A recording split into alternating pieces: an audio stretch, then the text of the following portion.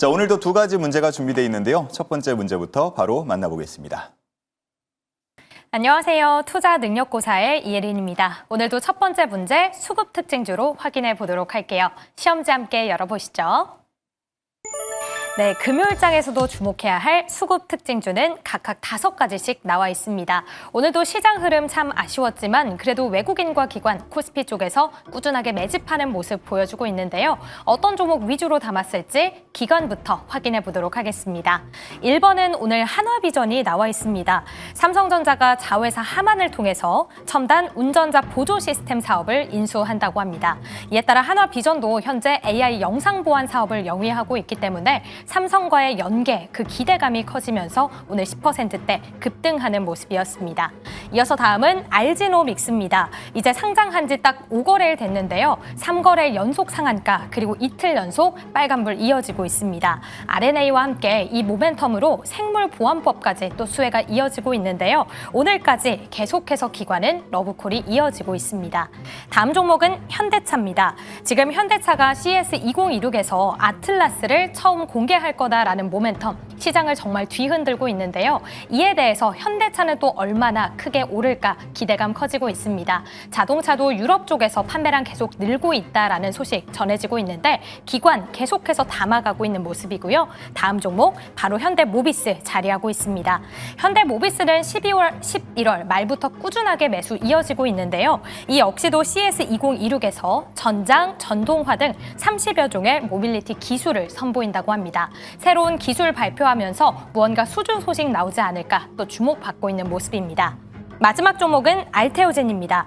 현재 40만 원대 초반에서 계속 눌림세 나타나고 있는데요. 수급이 꾸준하다 보니 상승 기대되고 있습니다. 오늘까지 기관 6거래일 연속 매집 이어지고 있습니다. 이어서 다음은 외국인 매수로 넘어가 볼게요. 1번에 포스코 홀딩스 자리합니다. 철강뿐만 아니라 2차 전지, 수소 등 미래 성장 확보를 동력을 확보하면서 계속해서 주목을 받고 있는데요. 이제 내년에는 적자폭까지 줄어들면서 실적 큰 폭으로 개선될 걸로 기대되고 있습니다. 이어서 다음은 카카오 자리하고 있습니다. 최근 바닥권에서 5거래일 연속 계속 올라오고 있는 모습인데요. 외국인뿐만 아니라 기관까지 5거래일 연속 쌍끌이 매수 이어지고 있습니다. 다음은 외국인 쪽에서도 알테오젠 담고 있습니다. 기관과 함께 외국인 현재 3거래일 연속 매수 이어지고 있는 모습이고요. 다음 종목 알지노믹스도 따라 올라왔네요. 지금 상장한 지 오늘 처음으로 이 외국인의 매수세 집계가 되는 모습이었고요. 마지막은 네이버입니다.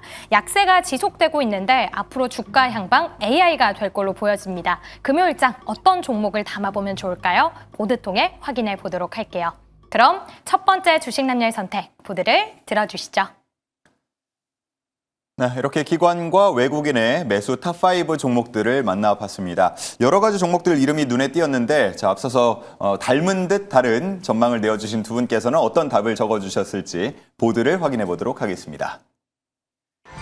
자, 성 대표님은 이 뜨거운 종목, 알지노믹스 5글자를 적어주셨고요. 역시 5글자인데 우리 이태호 매니저는 현대모비스를 적어주셨습니다. 자, 알지노믹스부터 가보죠. 일단 알지노믹스 지금 상장하고 3거래일 동안은 이른바 이제 점상이라고 부르죠. 기회도 주지 않는 상한가를 기록했고 또 이후에도 계속해서 좋은 흐름들을 이어가고 있어서 사실 주목하지 말라고 해도 주목을 할 것 같은 종목이긴 한데 더 오를 거다? 아니다? 이런 부분에 대해서는 궁금한 점이 좀 남아요. 사실 이제 알지노믹스 같은 경우에는 저는 수급 깡패. 라고 말씀을 드리고 싶습니다. 그렇게 많이 올랐는데도 불구하고 오늘 양매수가 강하게 들어왔거든요. 저는 이렇게 들어오는 데는 다 이유가 있다라고 생각하는데 이 알지노믹스 하면 우리가 그냥 RNA 치료제로만 알고 있잖아요. 예. 근데 어떤 차이가 있는 건지를 좀 정확히 아실 필요가 있습니다. 오늘 비유왕 나오나요? 네, 오늘도 비유가 있습니다. 일단 원래 그 유전자 치료라고 하면 일단은 그 원본인 DNA는 그대로 두고 사본인 RNA를 치료하는 걸 얘기하는 거거든요. 근데 RNA 같은 경우에는 기본적으로 기존 치료법 같은 경우에는 억제하거나 줄이는 방식으로만 치료를 합니다. 근데 이 알지노믹스 같은 경우는 굉장히 획기적인 방식으로 이제 유전자 치료를 하는 겁니다. 이게 어떤 거냐면 기존에 했던 것처럼 그냥 억제하거나 줄이는 방식이 아니라 문제가 있는 RNA를 자르고 그 자리에 정상 RNA를 붙이는 그런 치료 방법을 쓰는 거죠. 그러니까 아예 정상 설계도 자체를 바꿔버린다라고 할 수가 있습니다. 그러니까 사실 근본적인 치료가 가능한 거죠. 그러면 어떻게 이렇게 근본적인 치료가 가능하냐? 이 핵심 기술이 바로 RNA 치환 효소인 리보자임이라는 거거든요. 이 리보자임 같은 경우에는 스스로 절단을 하고 결합할 수 있는 기능을 가진 분자라고 할 수가 있습니다. 그래서 이제 알지노믹스는 이거를 맞춤 설계를 하고 난 이후에 특정 문제 RNA를 정확히 찾고 정확한 위치를 자르고 동시에 정상 RNA를 끼워 넣는 이런 기술이 있는 거죠. 이렇게 하면서 멀티 교정이라는 게 가능하기 때문에 기존에 있었던 치료제하고는 굉장히 다르다라고 볼 수가 있습니다. 근데 그러면 이게 왜 이렇게까지 주목을 받냐라고 보면 이게 다른 빅파마들뿐만 아니라 다 관심을 좀 가지고 있거든요. 일단 일라이 릴리를 본다라고 하면 일라이 릴리의 기술 이전 계약을 했습니다. 이거 정확히는 공동 연구를 하고 라이센스 계약을 맺었는데 일단 알지노믹스가 플랫폼을 제공을 하고 초기 휴보 물질을 발굴을 한다라고 하면 일라이 릴리 같은 경우에는 전임상, 임상, 생산 상업화 단계를 담당을 하게 되는 거죠. 그래서 마일스톤까지 합치면 최대 13억 달러 이상을 지금 현재 계약 규모를 가지고 있다라고 할 수가 있습니다. 그래서 지금 알지노믹스 같은 게 상장한 지 얼마 안 됐지만 사실 이게 또 너무 많이 오른 것도 있지만 제가 봤을 때 공모가 산정 자체가 조금 더 저렴하게 됐거든요. 예. 상대적으로.